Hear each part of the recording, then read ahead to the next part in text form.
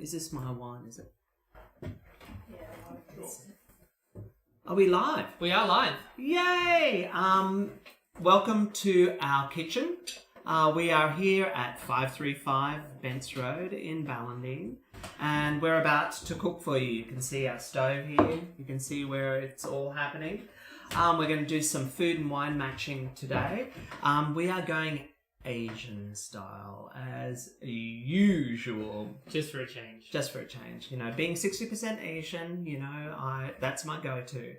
Today we're going to drink some Chardonnay first. We're drinking that right now. And the entree today, or the appetizer today, is gangwi, which is a Korean appetizer. It's usually made with beef, but today we're making it with pork.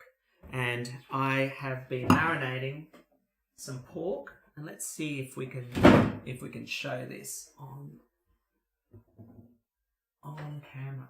So this pork has been marinating now for about half a day in all this stuff.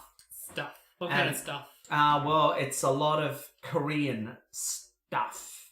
Some soy sauce, some honey, some sesame oil, some ground roasted sesame seeds, some ginger, garlic, some green shallots. And so I'm just about to stir fry this, and we're going to assemble it very soon. Shall we talk about the wines that we're going to match? And by the way, we're doing this on the complete fly because we haven't been very organised today or for the past couple of days because we've been very busy. So over to you, Andrew. Okay, so we are going to start off with our Chardonnay. Chardonnay is always a really good wine to pair with food because it tends not to be a terribly fruity kind of wine. When you think about things like Sauvignon Blanc, it can be quite hard to match with food because it has such overt fruity flavours that sometimes it can kind of clash with different flavours in the food. When you look at Chardonnay, Chardonnay tends to have citrusy, maybe melony, peachy kind of flavours, but it's all a little bit more low-key, which makes it much more versatile in terms of matching with food. The second wine we're going to look at tonight is what we call our Rosso. So it's a Nebbiolo Barbera blend, which is a really classic blend from the north of Italy. And if anyone knows about matching food with wine, it's the Italians. They're, food and wine is such an amazing part of their culture. So this whole idea of Rosso is just like generous, fun, fresh, fruity, red wine for drinking. So that's exactly what we're going to do. And then finally this evening, our last wine is going to be a slightly sweet Sauvignon Blanc. So it's a Sauvignon Blanc dessert wine, which may sound a little bit strange to you, but as we've talked about in previous sessions, some of the most famous dessert wines in the world are made from Sauvignon Blanc. So it's not that far from the mold. Ours is just not quite as sweet and luscious as some of those are. Before we start to show some food, and we're cooking away the gangwi at the moment, I want to show you that I am going to cook rice in a pan, just like this, right? We've got our rice cooker here, so just in case I stuff it up, we've still got some backup rice. But I think a good life skill for people is to understand how to make rice in a pan. So basically, this pan, you can see how big it is in comparison to my hand. It's maybe about a 2-litre pan.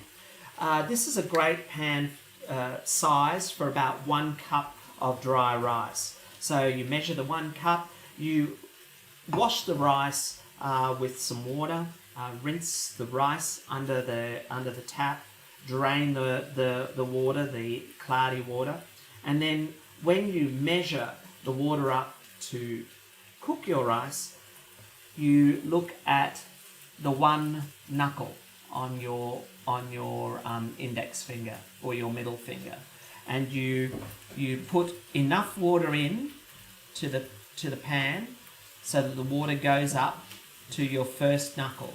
Your finger is touching the top of the rice, and then you go up to your first knuckle.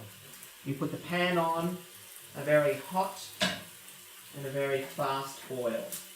And that water that you've added into the rice is cold water. Remember, cold water. All right, Andrew, what are we doing? I don't know. You're the cook. Oh, okay. I need some food to match with my wine. All right, so we've prepared some egg rolls earlier, and we actually did that yesterday. And we're actually going to use the egg rolls as a base for our gangui, for our meat to sit on top of. So I think we've got a video of how we make the Japanese egg rolls.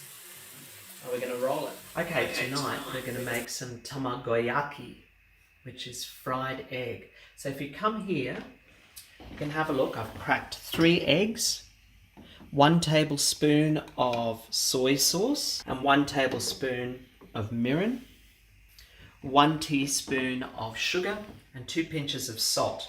And I've got this small little pan from Daiso. I think I bought it for like $2.80. And I've just greased it with a little bit of oil, and I'm going to heat it up in here, and I'm going to make this little Japanese omelette. And so I'm going to pour the omelette mixture into the pan. Oh, it's not very warm, is it?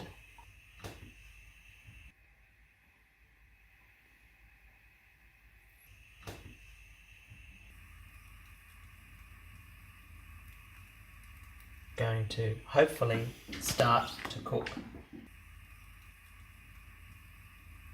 Cook, damn you, cook! Anyway, it is very soon going to start to cook. You can see it's starting.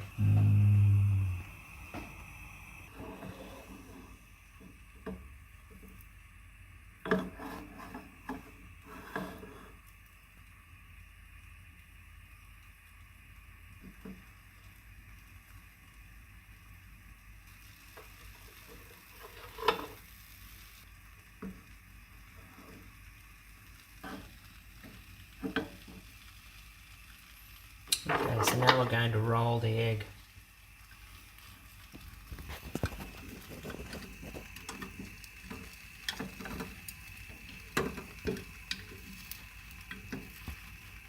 Look how perfect that is.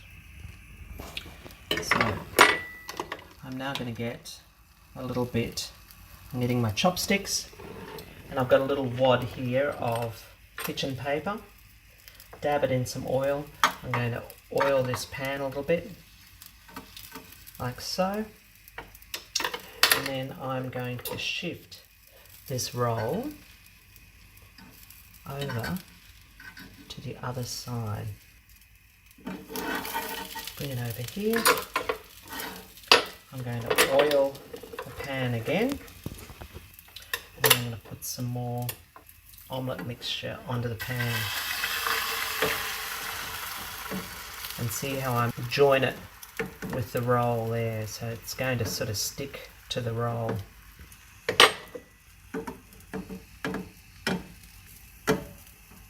And then we start to roll the egg again.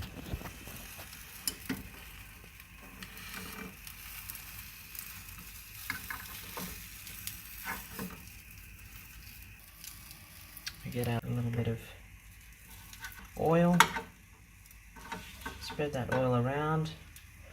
My chopstick skills aren't that great. And again, I get my paper.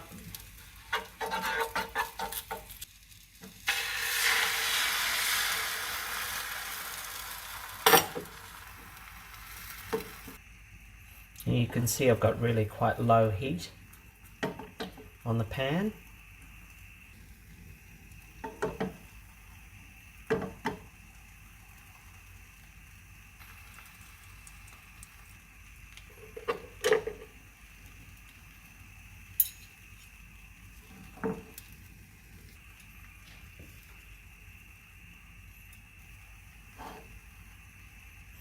And this is ready to roll again.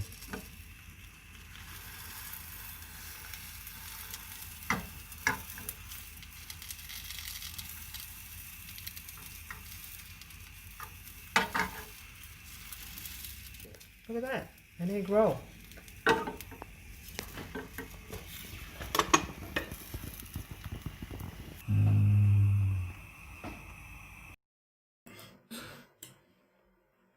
It's like, Oh And my we're God. back. We're back. Okay. The pork is just finished frying. Those egg rolls that we made them last night. You can sort of see them here. And now I'm going to get Andrew to assemble them. So, you can see what I've done. Whoops. In the bamboo roll here is one of those egg rolls. I've got a garnish of chili, and I've blanched some green shallots.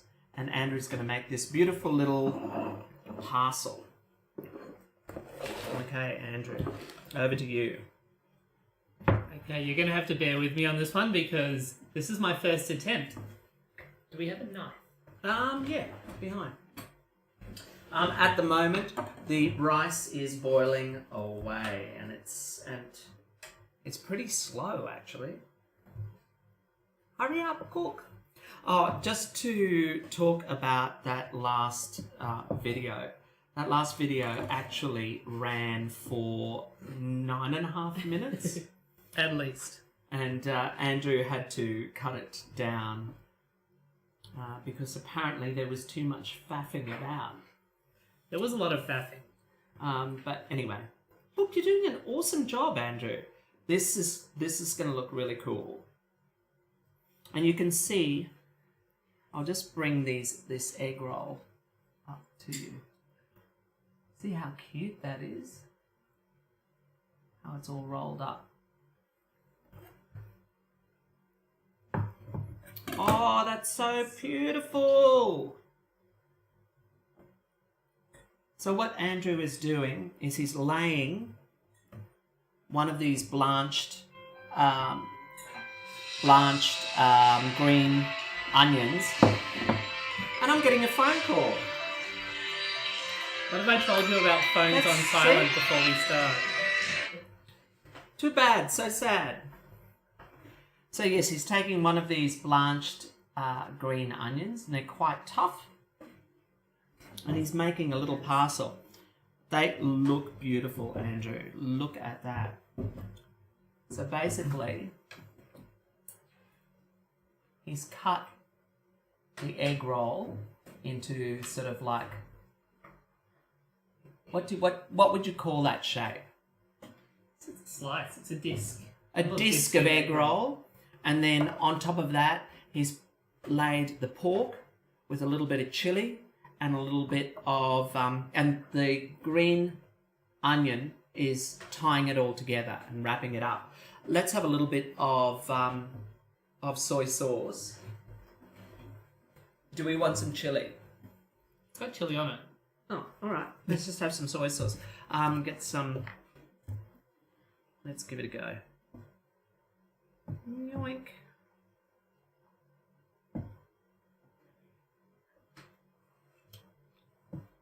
Have you got your Chardonnay? Mm. Mm-mm. Oh.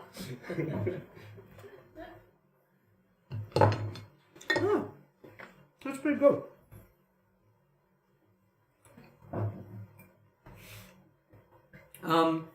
We will put all the recipes on wherever. Yeah. Where does it usually? So we'll put them on the website and on the YouTube link.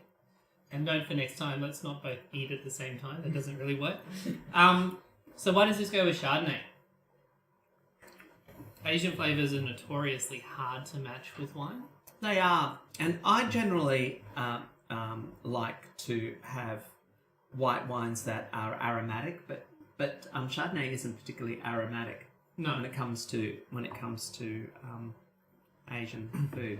I think there is an interesting match though when you consider that Chardonnay is quite often about what we call autolysis. So the idea of the yeast cells, once they finish doing fermentation, start to break down and they release their yeasty goodness back into the wine.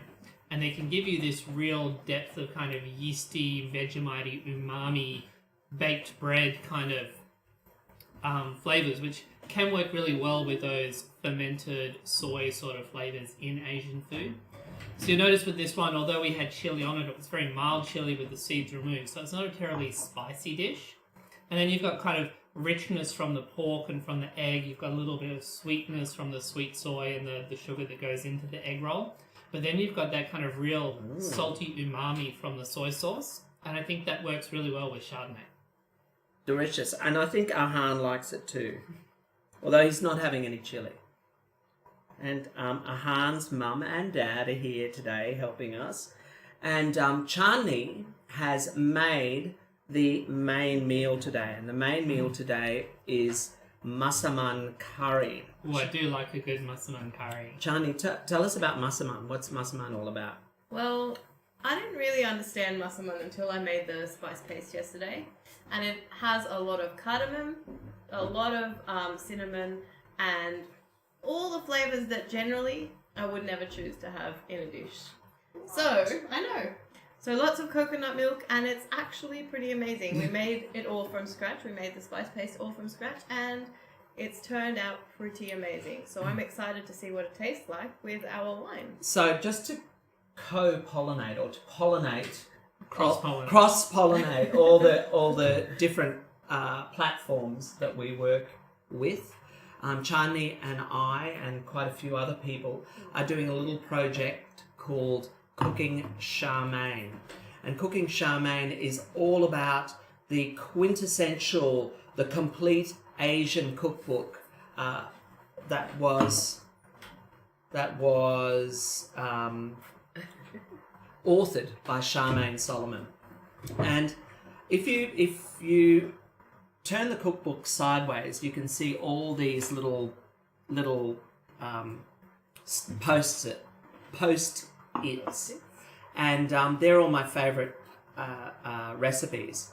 Those pages are very, very dirty and stained from cooking, etc., etc.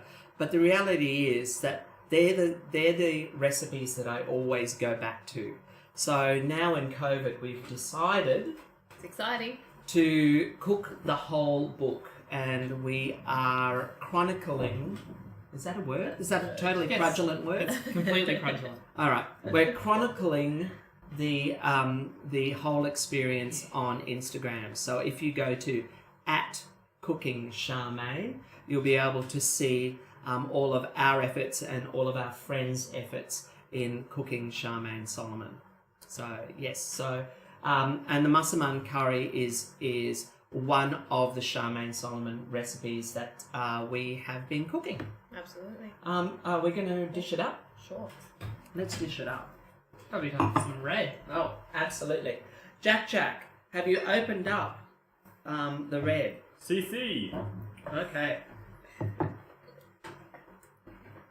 Oh, I better quickly drink the Chardonnay. I'll do this whilst you I'm drink. sure you'll manage. Yeah, okay. Thank you. Oh my god, that was quick. So, curries in general tend to like a bigger red. And it's a little bit strange. There are some that work and some that don't. When we're talking about chili in food, chili quite often disagrees with alcohol. So the more alcoholic a wine is, the more it kind of enhances that burning sensation. Chili also tends not to work terribly well with tannin. Tannins, again, can be a bit bitter, and bitterness and spicy can sometimes have an interplay which isn't terribly pleasant. Having said that, there are a couple of exceptions. One wine that works really well with a good spicy meaty curry is Cabernet. The other one is Nebbiolo. And Nebbiolo is a huge wine. It's typically high in alcohol, it's typically high in tannins, it's high in acid, it's high in just about everything except colour. Nebbiolo tends not to have really deep colour. But in this particular case, what the Nebbiolo does have is it has savouriness. Again, this is a similar kind of concept to what we were talking about with the Chardonnay. This idea of, this kind of rich, meaty dish. The meatiness is going to work well with the savouriness of Nebbiolo, but then kind of that tannin and that acid and that kind of structure of Nebbiolo is really going to help to cut through that kind of richness of fat and coconut milk and all those kind of things that make curries comfort foods, all those round, nice, pleasing, creamy, comforty kind of flavours are going to be kind of offset against the tannin and the acidity of this wine.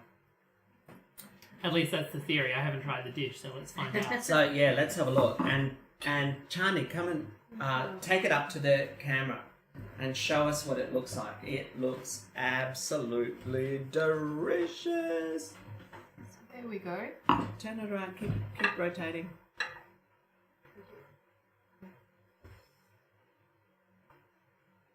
And we've just served it with a really, really sort of simple, crunchy salad.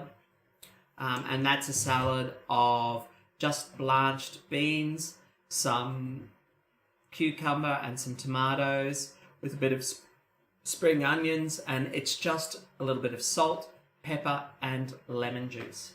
That's it. Ta-da. Andrew, are you going to have a taste? I am. Hang on.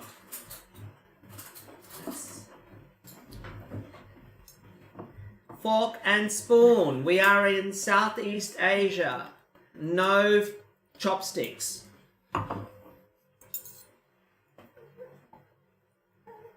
What's the rice like? Rice is good, sticky, pulls together. Good.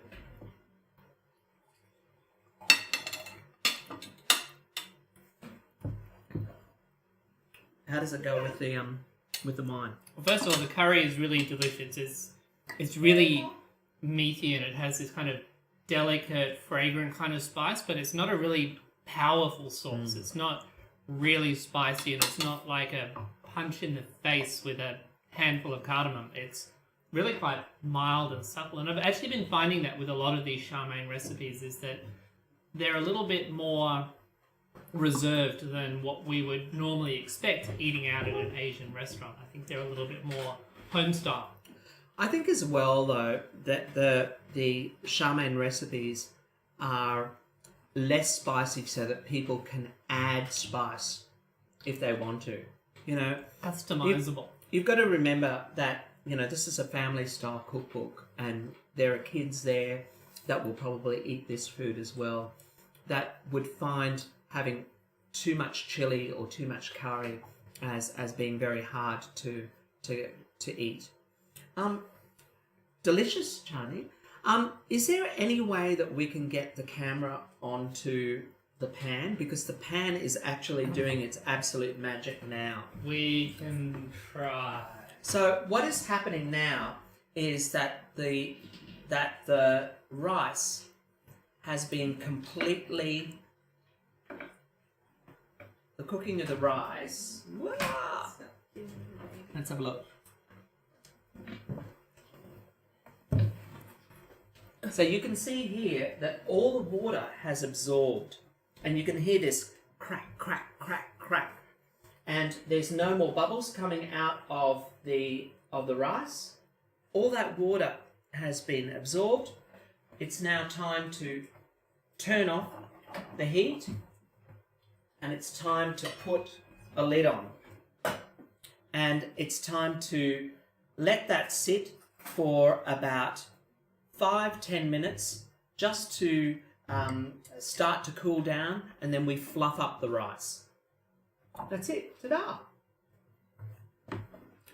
So a very important life skill to learn is to make rice from scratch in a pot. And I learned how to do that when I was maybe 15 years old. As a good 60% Asian, I have to know these sort of things. Buying rice cookers are absolutely fantastic, and I think that they're a must in kitchens. They're so easy to use, and they're really, if you follow the directions, you're never going to really stuff up your wine. Oh, your rice. So, rice cookers are absolutely fantastic, but if you don't have a rice cooker, well, you've got to know how to cook your rice from scratch. It's important. It's important for us Asians. On the other hand, as someone with zero Asian blood, I think microwave rice cookers are really good. If you know how to use one, they give you reliable results, and they are so much easier to clean. Rice cookers are such a pain to clean. That's my 2 cents. All right. 2 cents. 2 against 1 here, so I'm probably outvoted. Dessert. Are we going to talk about dessert? What is dessert? I didn't even know what dessert is. Well, dessert's really, really simple. It's just sort of like a fruit platter, and it's got with cheese. I mean, Cheese. Yeah. Asians really don't do desserts that much, and a lot of people who ooh, here it comes. A lot of people who see Asian desserts or taste Asian desserts don't particularly like them because they're sort of very un-European and very weird to the Western palate, I suppose. Yeah. Oh, well, where am I going to put this? Oh. So, no, I was going to drink my wine. Yeah, that's all right. Again, I have to forcefully drink wine very quickly. Today we're just going really simple. We're just going to go with a cheese platter and a little bit of fruit. And what I've done is I've cut up some strawberries and I've got some blueberries as well. We are going to serve this with our 2013 Botrytis Sauvignon Blanc. I didn't say I love how every time I hold out my glass, wine just appears in it. It's like magic. Mm. Ooh, and we've got some awesome honey as well. Is this the truffle honey? And where's it from, Chani? The Stanford Truffle Discoveries. Yeah, that's what There you Truffle go. Discovery So local truffle honey. Let's talk about this wine, Andrew. This wine is a curio. It's a bit of an accidental one, and those of you who have heard the story before, bear with us. As I mentioned at the beginning, Sauvignon Blanc in Bordeaux makes some of the most famous dessert wines in the world. And it's made in a particular style which we know as Botrytis. Botrytis refers to a fungus that actually infects the grapes. And it's a little bit like a gremlin. You have to be careful not to get it too wet, otherwise it turns into a monster, and that's really bad. But if it's just the right amount of moisture, particularly if you have moist mornings, so these places like to be near rivers where you get a bit of fog.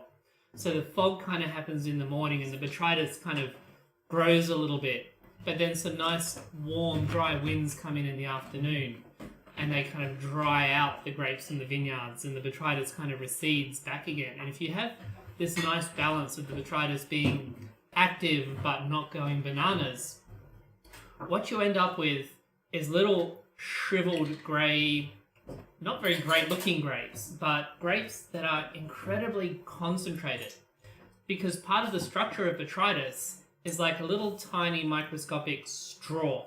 And the Botrytis actually pierces the skin of the grape with this straw, which allows moisture to evaporate out of inside the berry.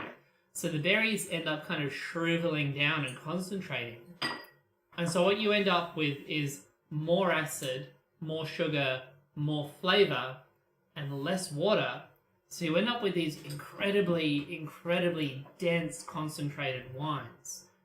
The Botrytis gives you one other thing as well, which is it's an enzyme called lactase. And what lactase does is it speeds up oxidation. So when you have oxidation in the presence of sugar and other things, you end up with lots of interesting kind of toffee, caramel, marmalade sort of flavors. And you also end up with a strong influence on the color of the wines. So these wines are always kind of golden and honeyed, and they have these overtones of caramel and mocha and chocolate and marmalade and all these kind of amazing complexities with this incredible density of flavor, which is what we wanted to do in this wine, except we didn't, because we were hoping to get that kind of extended botrytis, but there were big storm clouds building on the horizon, and we were working with a grower on this one, and we had to make a decision. We had to decide whether to risk it and maybe make the wine we wanted or maybe not, or we had to make a call to pick the grapes a lot earlier than we wanted to and make something which was halfway in between Sauvignon Blanc and this incredible botrytis style that we were aiming for. We chose to pick. Yep. And that just goes to show you that making wine sometimes is a reactive thing. You have to react to Mother Nature. You have to just basically, basically do what Mother Nature tells you to do. You know, it was gonna rain very badly during that season, and it's like we had to pick. So we made this wine that was not quite what we wanted to make, but an interesting wine all the same. Meanwhile, this is a 2013 wine, and I have to say that 7 years on, it's looking really good. And it just goes to show you that these styles of wine, they age very well. And when we talk about, and we did a masterclass about aging, and we talk about the characteristics of which wines have longevity. What are the great characteristics that support longevity? When you look at this wine, it's all about the acid. It's all about the sugar. That really gives this wine good longevity. It will be interesting to see how long this wine will last for. It's interesting that we have bottled this wine in a small bottle, in a small 375ml bottle, and you can see its screw cap, which I think was an interesting choice. My favourite choice. It's a contentious choice. Certainly one that sparks a lot of conversation here. In terms of the food and the wine, we have a little bit of a holy trinity here. We have a combination of 3 different ingredients that create 2 of the most amazing food and wine matches that there is. So, botrytis wine and blue cheese is an absolute classic. There are 2 things. So, Sauterne is one of the most famous dessert wines in the world, and there are 2 things that you famously match with Sauterne. One of them is foie gras, that beautiful buttery goose liver. The other one is Roquefort cheese, so really strong, powerful blue cheese. About the only thing that can stand up to that is a really sweet, really luscious, really acidic wine like a Sauterne, which is the style of wine we were aiming for with this. One of my other absolute favorite matches in the world is truffled honey and gorgonzola cheese. That blue cheese with that pungency and that bitiness, particularly if it's a gorgonzola picante from Italy. It's just so amazing by itself, but then you add the magic of truffles and the sweetness of honey, and you just end up with something that is 10 times better than the sum of the parts. It's just an absolute joy to behold. So I'm excited about this. And can I just say as well that this truffle honey comes from a local maker. Ballandine is gaining a name for its truffles. So there are 2 producers in the area that produce truffles, and it's a very exciting thing. It's very exciting to see that we can.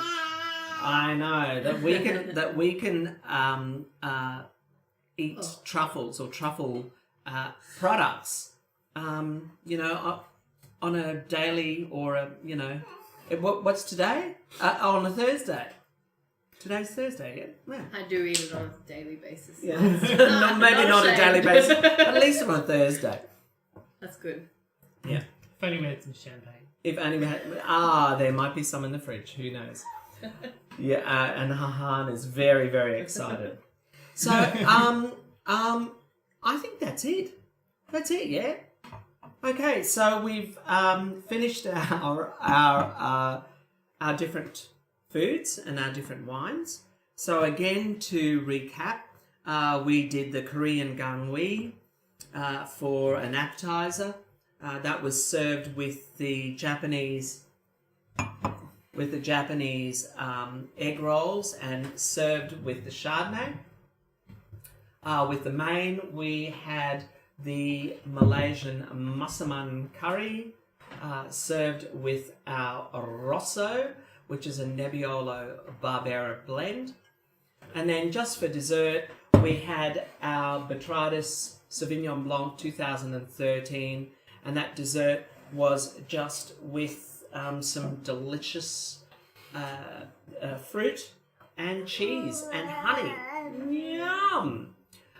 Jack, what is the next show? What are we showing next? Hi everyone, our next event is going to be in a month's time on the 15th of October, and we have the Marsan Masterclass coming up. It'll be episode 9, and it'll probably be the last masterclass for this season for Wine Cult TV 2020.